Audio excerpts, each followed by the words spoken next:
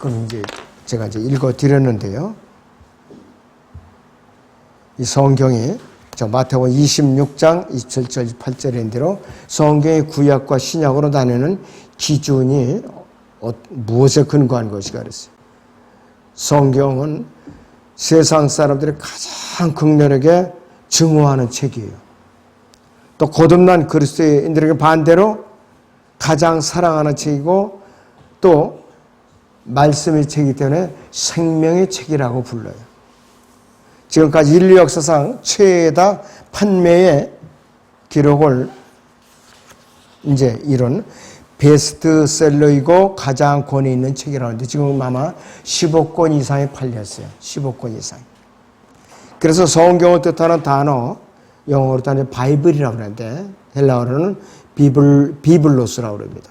그래서 이런 말인데 성경 66권 전체 책들이 완전한 한 권의 책으로 묶여 있어요. 그래서 이것을 북이라고 불러요. 책 중에 책이라고 그러죠. 자, 그런데 이 주제가 각 권마다 다 일치되죠. 그래갖고 성경 전체의 주제가 왕국이고 구약의 주제는 재림이라고 하고 신약의 주제는 고난이라고 말합니다. 그리고 한 인물로 요약하자면은 예수 그리스도가 주제예요.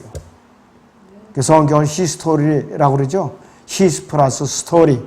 한 인격자의 이야기, 예수 그리스도의 이야기라고 말하는 것이. 자, 성경을 책이라고 부른 첫 번째 사람은 누구인가? 흑해 연한을 중심으로 해가지고 이제 말씀을 이제 사역을 했던 여기에서 이 크리스토톰, 저 안티옥의 크리소스톰 347년에 이 사람이 책이라고 불렀어요. 그래서 바른 성경을 읽고 가르친 사람으로 그는 킹잼 성경의 원문인 헬라어 표준 원문을 책이라고 불렀어요. 헬라어 표준 원문, 텍스투스 리셉투스라고 그럽니다. 줄여서 TR이라고 부릅니다. 그래서 이 성경 66권이 한 권으로 이룬 특별한 책이에요. 크게 두 부분으로서 구약과 신약으로 나눠져 있죠. 구약 39권, 신약 27권으로 나눠져 있어요. 구약과 신약이라는 말은 구라틴 성경, 올드 라틴 AD 120년에 구약을 올드 테스타멘툼이라고 불렀어요. 라틴어 발음으로. 신약을 노붐 테스타멘툼이라고 불렀어요. 노붐이 영어로 뉴라고 그러니까 뉴 테스타멘트. 그래서 구약과 신약이라는 표현은 원래 성경에 기록되어 있는 성경 용어예요. 우리가 구약을 영어로 올드 테스타멘트, 신약을 뉴 테스타멘트로 부르는 것이 히브리서 9장에 제시된 언약이라는 말에서 근거한 거예요. 언약. 그래서 이 테스타멘트가 이제 언약이라고 그러고 또 유언이라고도 표시를 해요. 유언이라고도. 그런데 이 언약의 단어가 영어 킹잼 성경에서는 14회가 나오고 있어요. 14회가. 히브리어의 언약, 커베넌트라는 말은 히브리 발음은 베리트라고 말합니다. 베리트. 그 다음에 헬라의 언약은 디아세케라고 불려요. 디아세케. 헬라어 발음으로는. 근데 많은 학자들이 이제 영어로 커베넌트로 번역을 해야 된다. 이렇게 억지 주장을 하고 있는 것이죠. 이 커베넌트는 교회와 관계가 없는 용어예요. 이것은. 이스라엘과 관련이 있는 용어예요. 자, 첫째는 테스타멘트로서의 언약과 커베넌트로서의 언약이 무엇가 다른가? 다른 점이 뭔가 있어요. 그래서 우리가 성경에서 반드시 알고 넘어갈 것은 성경에는 구약과 신약으로 나뉘는 두 개의 언약, 테스타멘트 외에 하나님의 시대적 경륜에 따른 서로 다른 언약, 커베넌트가 있어요. 7가지 언약이 또 쫙 나오고 있어요. 아담과의 언약부터 시작해갖고 이제 마지막에는 팔레스타인 언약, 다윗의 언약이죠. 그래가지고 히브리서 여기서 이제 그 8장에 와서는 마지막으로 유대인들과 지상왕국 때 세워질 지상왕국에서 맺으시는 뉴 코베넌트라고 그때 나오는 것이 유대인들과의 언약이에요. 그 하나님께 최초에 에덴에서 이 땅을 다스리는 통치권을 첫 아담에게 주셔서 첫 언약을 맺었어요. 아담과의 언약. 그 다음에 죄로 인해서 이 통치권이 노예에게로 넘어갔고 사람들이 늘어나고 왕국을 형성하여 하나님을 대적했죠. 바빌론 왕국에서 창세기 11장에서 하나님을 대적했던 거예요. 그래서 하나님께서는 다 흩어버리고 다시 히브리인들을 모았고 한 민족을 택해서 언약을 맺죠. 그래서 아브라함의 언약이 나오는 것이. 이스라엘과 맺는 언약으로서 아브라함과 맺으신 언약과 모세와 맺으신 언약을 통해서 하나님께서는 유대인들에게 자신의 신정 통치 왕국을 약속하신 거예요. 신정 통치와 관계에 있는 것이 바로 커비넌트라는 언약이에요. 또 하나님께서는 다윗에게 언약을 주심으로써 그 왕국이 영원 무궁하리라 그랬습니다. 한번 세워놓으면 이제 끊어지질 않는다 이것이요. 자, 그래서 이 언약에 따라서 예수 그리스도께서는 다윗의 아들로 오셔서 자신의 신정 통치 왕국을 세우려 하신 거예요. 이 마태복음 1장 1절을 봅니다. 여기서 다윗의 아들이요 아브라함의 아들은 예수 그리스도의 세대에 관한 책이라 그랬습니다. 이렇게 갖고 이제 신약이 시작이 된 거죠. 이스라엘로 봐서는. 자, 그래서 이 코베넌트로서의 언약은 이스라엘과 관계된 왕국의 역사와 관계되어 있는 용어가 코베넌트예요. 그런데 신약과 구약과 신약을 구분하는 언약, 테스타멘트는 피와 관련이 있어요. 예수 그리스도의 피와 관련이 있는 언약이에요. 테스타멘트는. 그런데 코베넌트는 피와 관련이 있는 것이 아니라 땅과 관련이 있는 언약이에요. 다시 말씀드리면 코베넌트는 피와 관계가 없는 이스라엘 민족과 관계되는 왕국과 관련이 있는 언약이 코베넌트예요. 테스타멘트는 예수 그리스도의 피와 관련이 있는 교회와 관련된 언약이에요. 교회와 관련된 언약이에요. 그래서 히브리서 9장에서 구약 시대와 신약 시대라는 전혀 다른 두 경륜에 대해서 기록하고 있는데 이것을 구분할 줄 모르면은 많은 오류가 발생이 되는 것이고 한마디로 기독교 무당이 되어버리고 마는 것이에요. 자, 그렇다면 두 번째는 성경이 구약과 신약으로 나뉘는 기준이 뭐냐 했어요. 그것은 예수 그리스도께서 흘리신 피에 근거해서 나뉘는 것이에요. 성경에서 이것을 나의 새 언약의 피, 마태복음 26장 28절에서 나의 새 언약의 피라고 그럽니다. My blood of the New Testament. 그 다음에 누가복음 22장 20절에서는 나의 피로 된 새 언약 이렇게 불러요. 나의 피로 된 새 언약. 또 New Testament in my blood 이랍니다. 그 다음에는 히브리서 9장 20절에서는 언약의 피, 또 blood of the testament 이렇게 불러요. 이것은 새 언약이 예수 그리스도의 피가 흘려진과 동시에 새 언약이 시작이 됐다. 그 뜻이에요.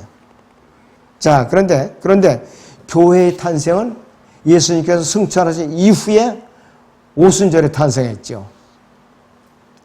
그래서 신약은 마태복음에서 시작을 했지만 교회의 시작은 오순절에부터 시작을 했다 이거예요. 시차가 있죠. 예수 그리스도께서는 그 아까 본문 읽어드린 대로 마태복음 26장 27절 28절에서 또 잔을 가지고 감사를 드린 후에 그들에게 주시며 말씀하시기를 이것을 모두 마시라. 이는 이것이 죄들을 사하심으로 인하여 많은 사람을 위해 흘리는 나의 새 언약의 피이기 때문이라 이렇게 선언을 했어요. 그래서 이 새 언약은 뉴 테스타멘트는 예수 그리스도의 피, 즉 하나님의 피로 맺은 언약이고 이와 대조되어서 동물의 피가 죄의 용서를 가져다 주었던 율법을 옛 언약이라고 불러요. 옛 언약. 그러니까는 올드 테스타멘트라고 불러요. 그러니까는 구약의 언약은 동물의 피와 맺었어요. 올드 테스타멘트. 그래서 이것을 첫 언약이라고 불러요. The First Testament. 히브리서 9장 15절에서는 이런 연으로 그는 새 언약의 중보자시니 이는 새 첫 언약 때에 범죄한 것들을 구속하시려고 죽으심으로써 부르심을 받은 자들로 그 영원한 유업의 약속을 받게 하시라는 것이라 그랬습니다. 예수님께서는 동물 제사를 폐지시키려고 오신 거예요. 옛 언약을 폐지시키려고 오신 거예요. 새 언약을 맺으시려고 오신 거예요.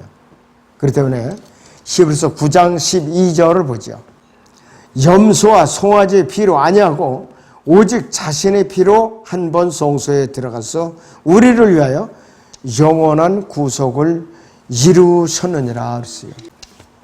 우리를 위해서 영원한 구속을 이루셨다고 그랬어요. 만약에 그분께서 자신의 피로 성소에 들어가서 지성소에 피를 뿌리지 않으셨다면 우리는 영원히 속죄가 불가능했을 거예요.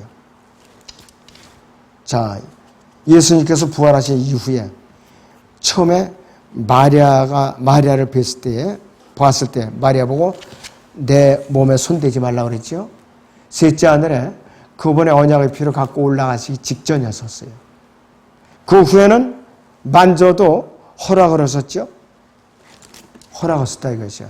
그때는 이미 그분의 언약의 피를 갖고 지성소에 들어가서 피를 뿌리고 내려오신 이후였었어요.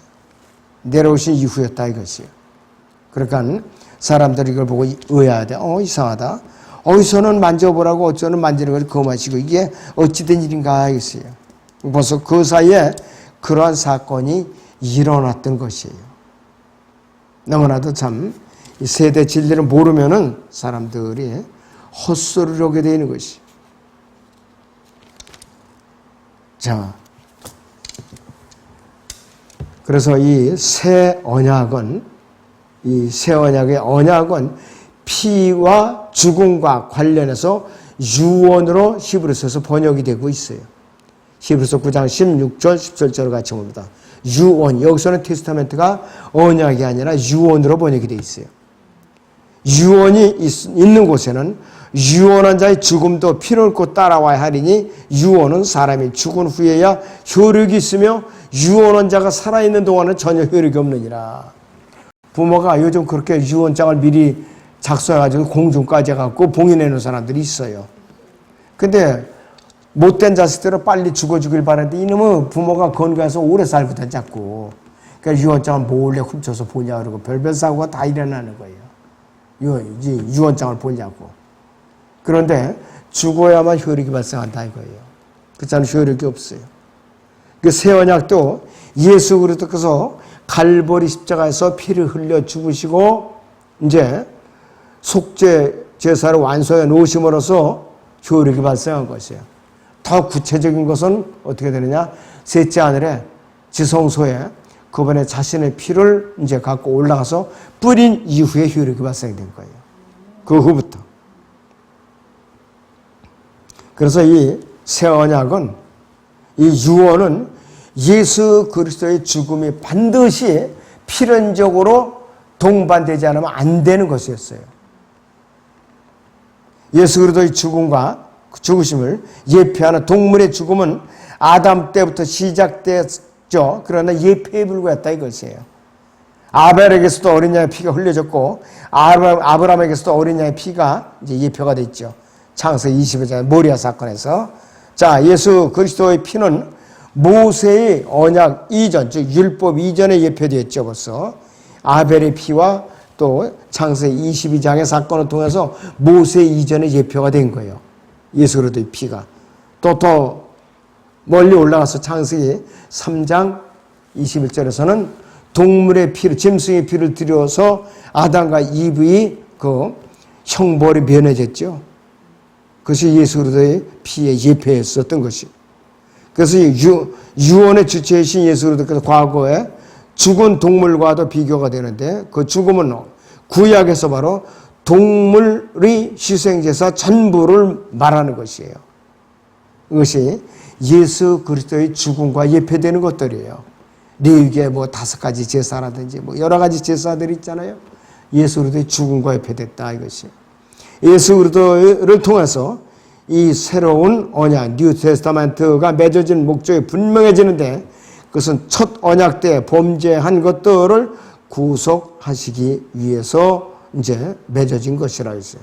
그것이 히브리서 9장 15절이에요. 첫 언약에 속했던 구약 사람들은 동물의 피로 정결되어 있고 그들이 양심에 관해서 결코 깨끗게 될 수가 없었어요.